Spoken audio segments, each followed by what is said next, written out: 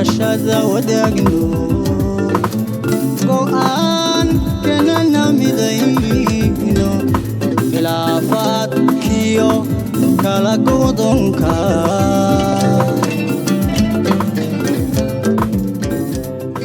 السلام عليكم magacay waa Burhan Cabdullaahi daadiyaha barnaamijka Gersho Wadaag oo aad ka dhageysataan magaalada Galkacyo barnaamijka toddobaadkan wuxuu idinkaga imaanayaa magaalada Dhuusamareeb caasimadda Galmudug 12 bisha December sanadka 2024 oo ku beegan maanta oo Khamiis waxaynu ku eegaynaa sida ay ula socdaan dadweynaha ku dhaqan magaalada Dhuusamareeb barnaamijka Gersho Wadaag waxyaabaha jeclaan la inuu kordhiyo iyo arrimo kale oo xiiso badan ee ku soo dhawaada oo la socda daawadayaasha iyo aragtida barnaamijka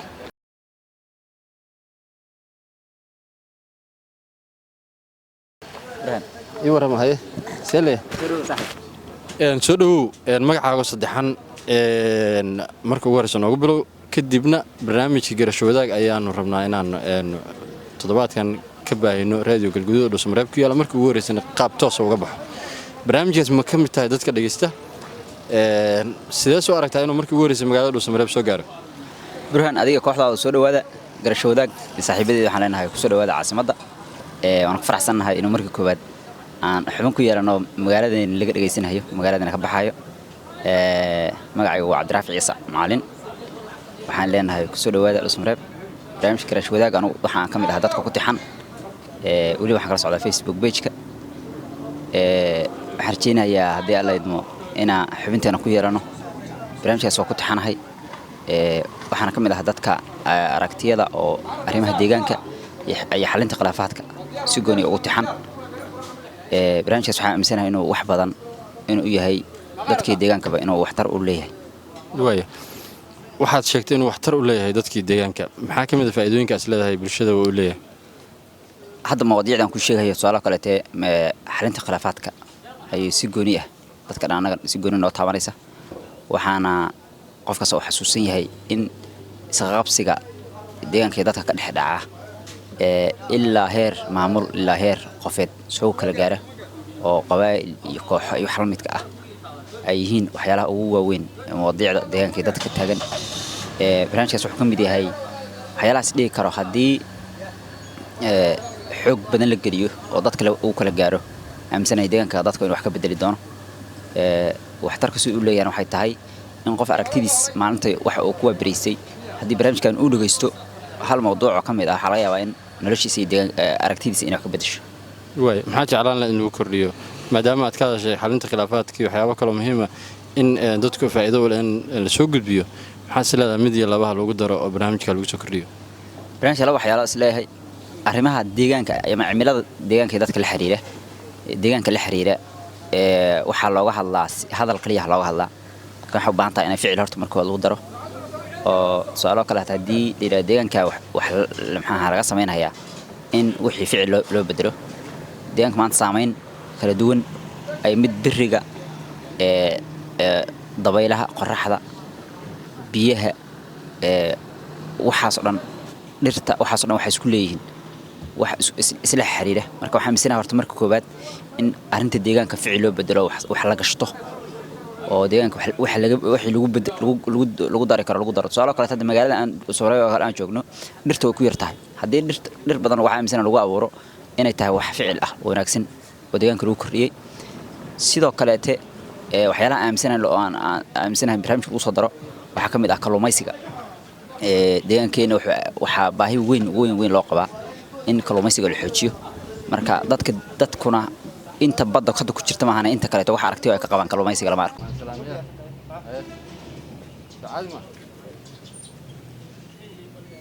عليكم السلام ايوه ما شاء الله سودو magacaaga saddexan iyo maanta barnaamijka Gersho Wadaag ayaan ku qabanaa Dhuusamareeb marka bal magacaaga saddexan ku bilow isoo aragtay barnaamijka Gersho Wadaag waa mahadsan tahay saaxiib Burhan soo dhawow marka hore caasimadda Galmudug ku soo dhawow ee Dhuusamareeb soo dhawow magacaaga saddexan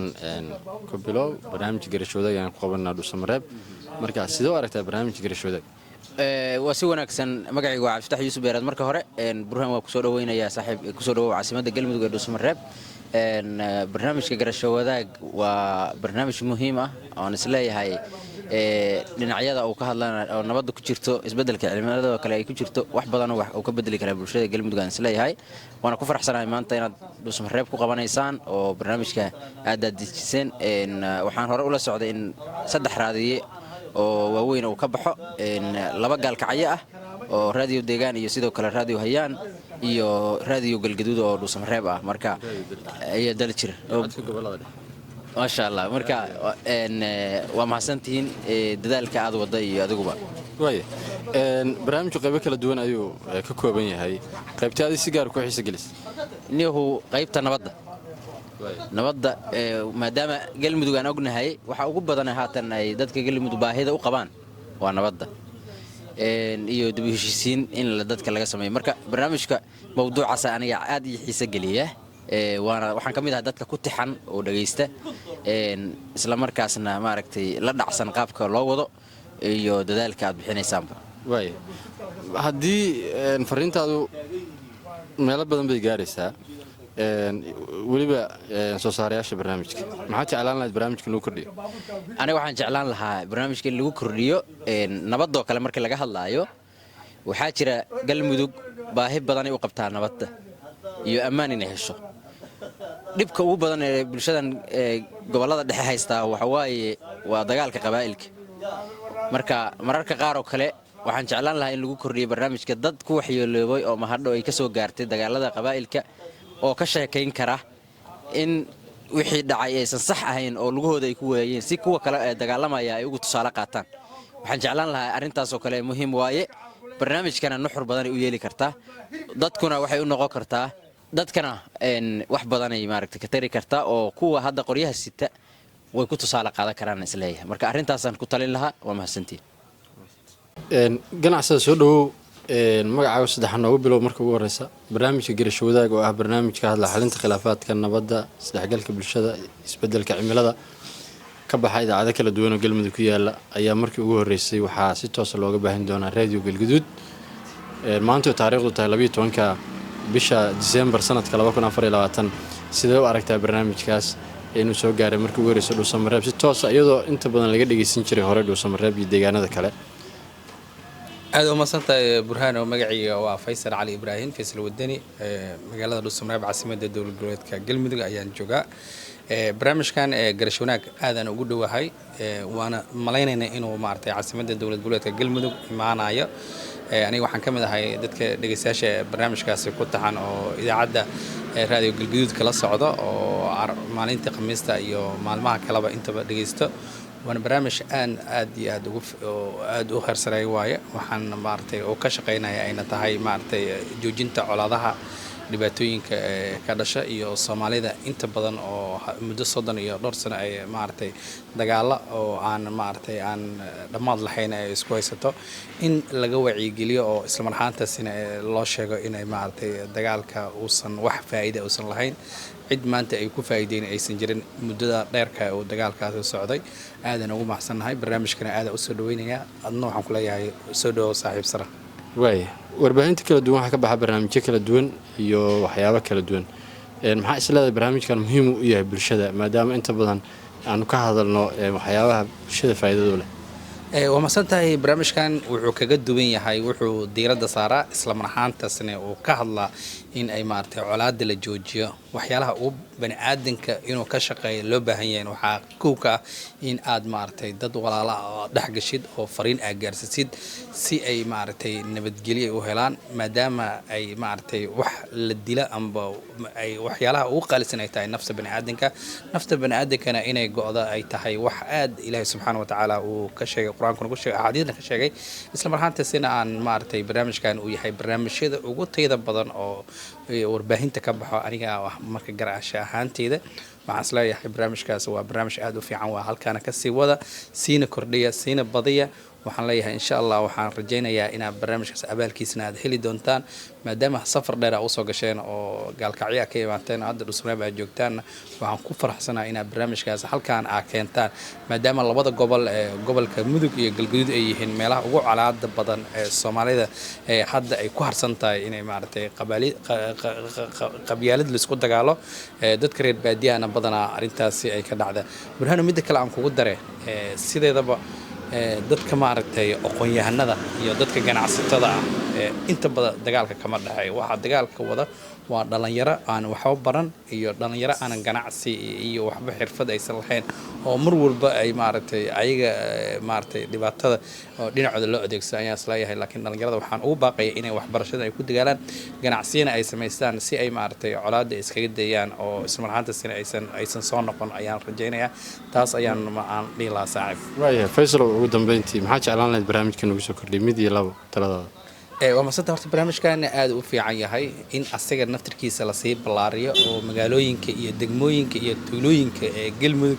la gaarsiiyo ayaan jeclaan lahaa maadaama barnaamijkan uu yahay wacyigelintana maaragtay in dadka baadiyaha jooga iyo dadka tuulooyinka jooga ay dhibaatada badan ay ka dhaxayso in ayaga inta loo geeyo oo la wacyigeliyo barnaamijyo loo qabto seminar loo qabto oo la yiraahdo waxaan dagaalkan iska joojiye taas ayaan jeclaan lahaa barnaamijka aad u fiican yahay hadda wax ka maqan lama arka sheekooyinkiisa iyo maaragtay iyo qaabkay aad u daadinaysa aad u fiican yahay bismillaahir rahmaanir rahiim magacaygu waa Xaliima Macalin Axmed Kaari gudoomiye ku-xigeenka ururka haweenka caasimadda Dhuusamareeb waxaan u arkaa barnaamijka garasho wadaag inuu yahay barnaamij ay u baahneed bulshada deegaanka barnaamij ku habboon barnaamij yimid waqtigii uu ku habboonaay barnaamij ay macnaha kor loogu qaadayo dadka wacyigooda barnaamij macnaha la rabo in bulshadu ay ku baraarugsanaato waxyaabaha baahidooda oo muhiimka ah oo ay u baahan tahay marka tala ahaan aniga waxaan soo jeedin lahay barnaamijka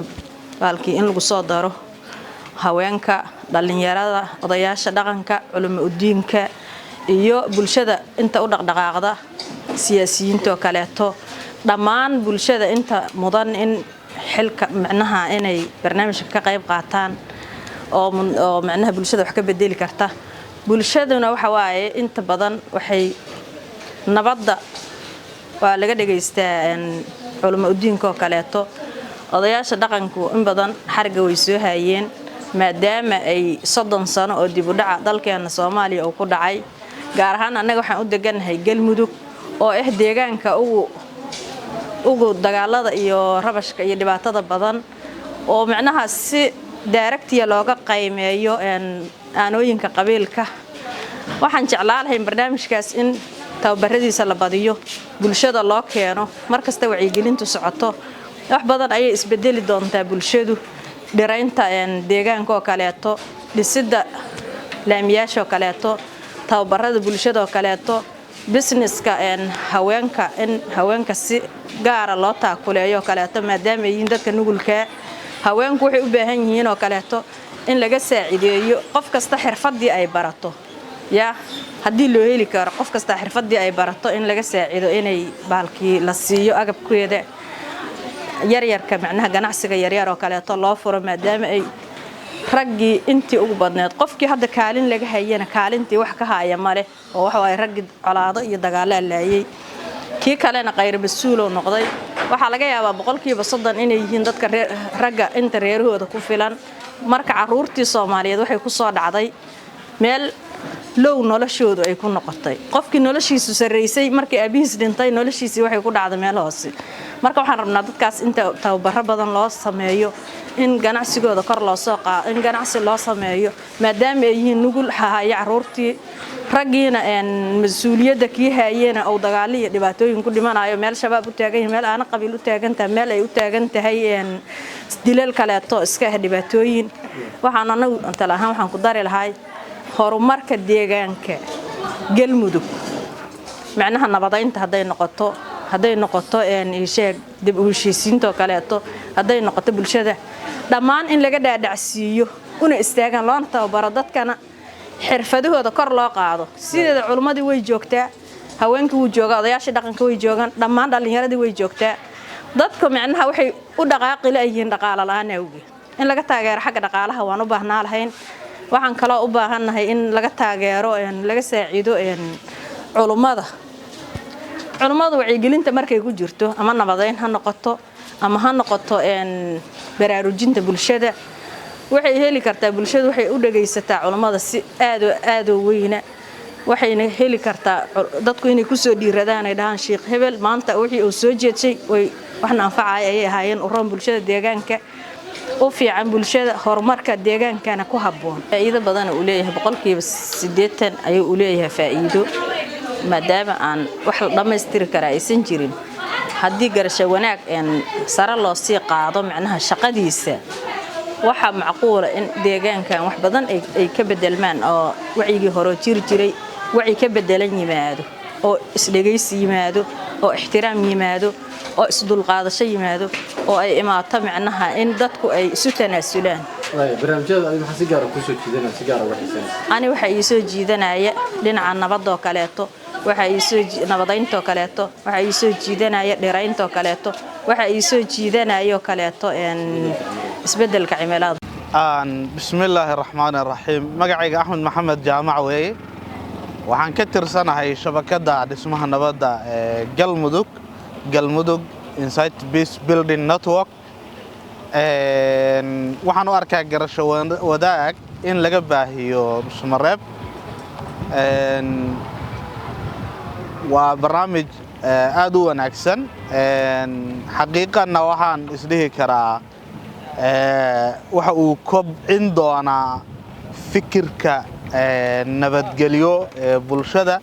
iyo arrimaha la xiriira isbedelka cimilada ayuu kor u qaadi doonaa labada arrimood uu barnaamijku diiradda saaraa si gaar ah waxaan rajaynayaa inay aad ugu tixnaan doonaan bulshada miyiga oo culeysyada nabadeed ay inta badan naga haystaan garasho wadaag waa radio program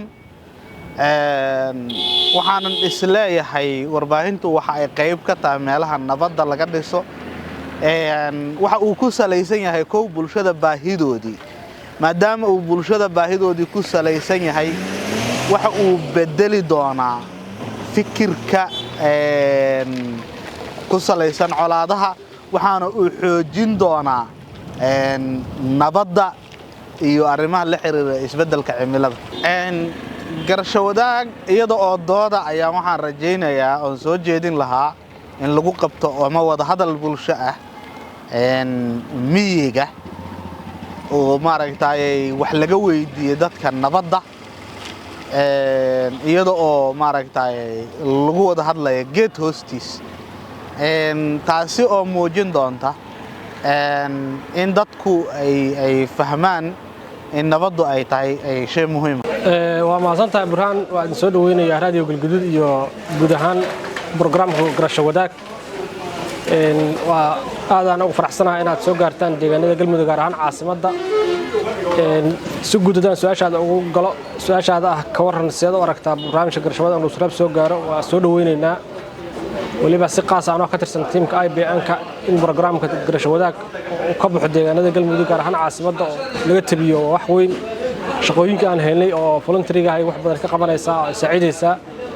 waan rajaynayaa inay deegaano badan sii gaari doonto bulshaduna aad u soo dhaweynaysa aadaan looga wada dhageystaa social media sida Facebook iyo TV-ga uu leeyahay radio galguduud dadkuna aad ugu xiran yihiin waa saxan tahay garasho wadaag markii la yiraahdo barnaamijka uu radio galguduud ay ka soo deyso waa sax idaacadaha kale siyaasadda iyo waxyaabo isku diray dhibaato ka sheekeeyaan laakiin barnaamijkan wuxuu deegaanka saameyn ugu yeeshay oo dadka u taray waxay tahay waa in dadku ay ka dhageystaan xaaladaha nabadgelyada iyo isbedelka cimilada meelaha roobka xoog leh ka da'een meelaha colaaduhu ka jiraan waxyaabahaas inta badan ka dhageystaa waana waxa dadka inta badan dhexdooda ka dhaca oo raac haday ay noqoto colaadaha deegaanka dhexdooda ka jira waa wax ugu fiican oo deegaanka ay ka dhageystaan dad kuliba aan haysan qadka oo baadiyaha degan inta badan raadiyaha ku xiran yihiin halkaas ka wada dhageystaan waxaan isleeyahay maadaama hadda kaliya uu caasimadda ka baxo in horta koow caasimadda joogto looga dhigo oo la keeno sidoo kale in la ballaariyo oo tuulooyinka u dhow iyo deegaanada u dhow la geeyo maadaama dadka dhibaatada ka dhacayaan inta badan ay yihiin dadka deegaanka oo aysan magaalada u badnayn waa in la soo raro oo aysan gaalkacay iyo meelahaas dowladda kor ku ekaa jirtay waa in magaalooyinka hooyinka la keeno si mataqaanaa oo dadkii si fiican uu sii gaaro. burhaan cabdulaahi xaashi aad baad u mahadsan tahay adigay bahdaada garasho wadaag waan aaminsanahay barnaamijkan inuu yahay barnaamij wax badan ka bedelay galmudug iyo dhammaan deegaanada laga maqlo barnaamijkan runtii magac uu wato iyo saameynta uu leeyahay waa wax runtii aad loo mahadiyo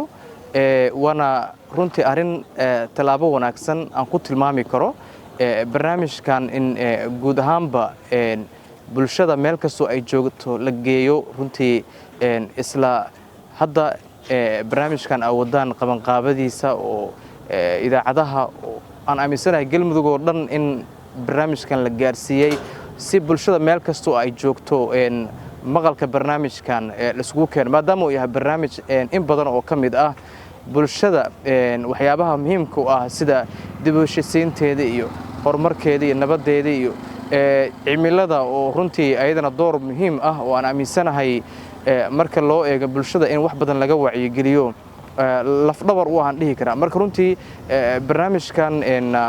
dhuusamareeb radio galguduud ka baxayana waxaan aaminsanahay in bulshada iyo deegaanada idaacaddaas laga maqlo wax badan oo sida aan horey ugu ogeyn ugu baranay uu ka bedeli doono wax badan oo ku soo kordhin doono burhan barnaamijka marka ugu horeysa horta waxaan ku tilmaami karaa in uu yahay madal bulshada isku keenaysa oo dabcan dadka Soomaaliyeed waxa lagu yaqiinay dad inta badan arimaha haday ahaan lahayd markay ay jiraan ama khilaafaad ama wax kasta geed hoostiisa la iskugu imaan jiray marka waxa isleeyahay waa geedkii hoostiisa hadda dib loo casriyeeyo isagoo digital laga dhigo oo barnaamijkan dabcan dadka isku keenay wax badan ayuuna ka bedeli doonaa burhanow bulshada aniga ka tala ahaan waxaan leeyahay barnaamijka horta sida uu ku socdo waa si wanaagsan dabcan maxaa yeelay dadka barnaamijka aad ku soo bandhigtaan oo aad ku wareysataan waa dad bulshada labeenteedii ah oo in badan oo ka mid ahna habka aad u qaada dhigtaan waa hab aan ku tilmaami karo inuu yahay hab la mahdiyay oo bulshada wax badan ku soo kordhinaya barnaamijka oo idaacadaha iyo social mediaha marka la eego platformyada kala duwan ee warbaahinta bulshada lafdhabartu ah ayuu ka baxaa marka waxaan leeyahay sidiisa ku soo wada qeybo kala duwan oo cusub ah oo markaasna waa idinka filanayna inaad markaas imaato sababtoo waxaan aad u tuhmayaa ragga adiga burhaan ahaan ugu horeysa barnaamijkan qabaqaabadiisa wada in ay wax badan curinayaan oo wax badan oo cusub ay soo kordhinayaan marka waxaan leeyahay barnaamijkan garasho wadaag in wax badan ka bedeli doono gayiga galmudug iyo guud ahaanba Soomaaliya waxaan idin rajaynaynaa fikrado cusub iyo hal-abuur casri ah inaad ku sii kordhisaan oo qaybaha aragtiyada dhalinyarada iyo haweenka iyo culimada iyo dadka aan isdhihi karo bulshada waxay u yihiin lafdhabar la taaban karo aragtiyadoodu inay noqdaan meel ay ku soo bandhigaan oo booski geedka sida hore u sheegaba dadka garashadooda iyo waxa ay soo kordhinayaan waxay curinayaan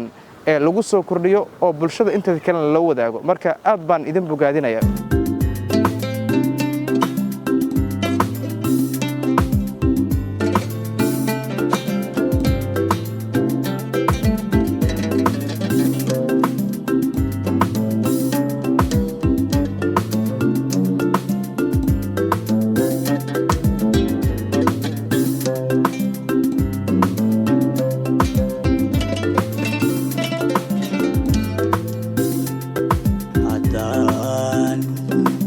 garashada wadaagno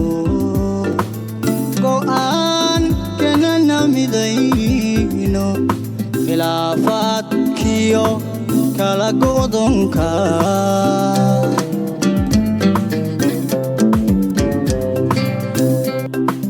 cilaaqaadko laysu gooyo kayga rabshadaha ka taagan albaynu ka gaadhilayne albaynu ka gaadhilayne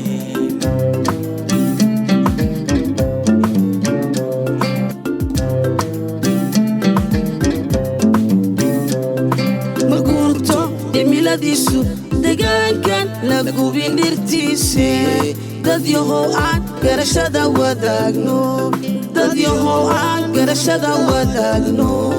dad yahow aan garashada wadaagno dad yahow aan garashada wadaagno